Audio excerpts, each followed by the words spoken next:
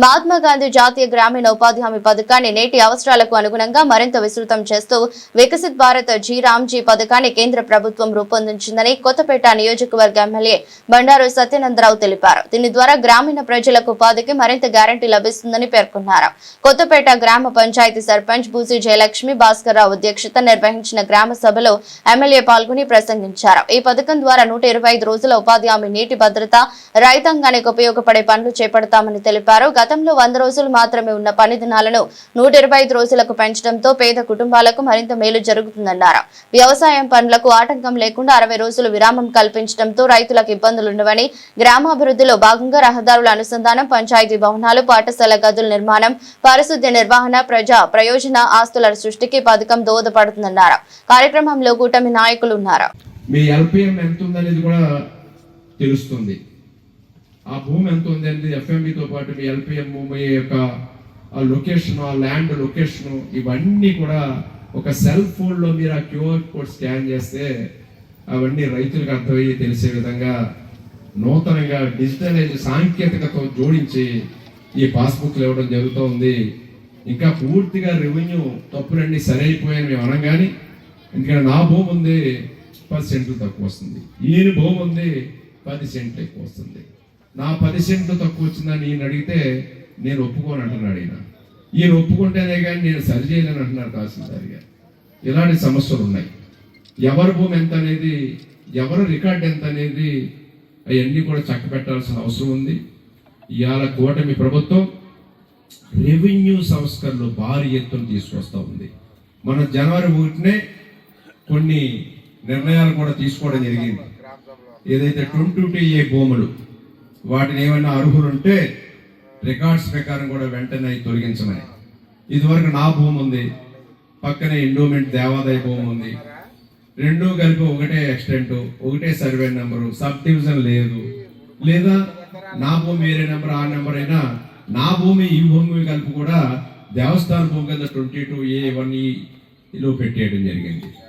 ఇవన్నీ కూడా సరిచేసేది ఇప్పుడు గ్రామ కంటాలు కానీ రకరకాలైనటువంటి సమస్యలు, రెవెన్యూ సమస్యలు ఏమున్నాయో వాటిని నుంచి పరిష్కరించే దిశగా ఏనాం భూములు కానీ, చుక్కల భూములు కానీ, డీకేటీ భూములు కానీ, సర్వీస్ ఏనములు కానీ, డి పట్టాలు కానీ, మాజీ సైనికులు కానీ, స్వాతంత్ర సమరయోధులు కానీ, ఇవన్నీ కూడా రెవెన్యూ రికార్డ్స్ అందరూ చక్కబెట్టే పని.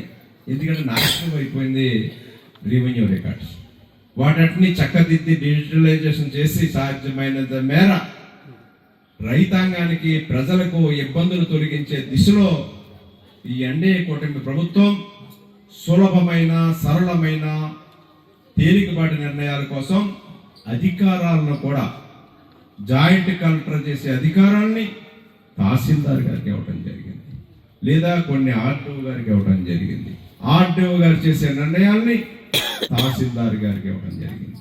ఇదివరకు జాయింట్ కలెక్టర్ దగ్గర తిరగలేని వారు తహసీల్దార్ గారి దగ్గరికి వెళ్తే పని చేసి పెట్టే పరిస్థితి.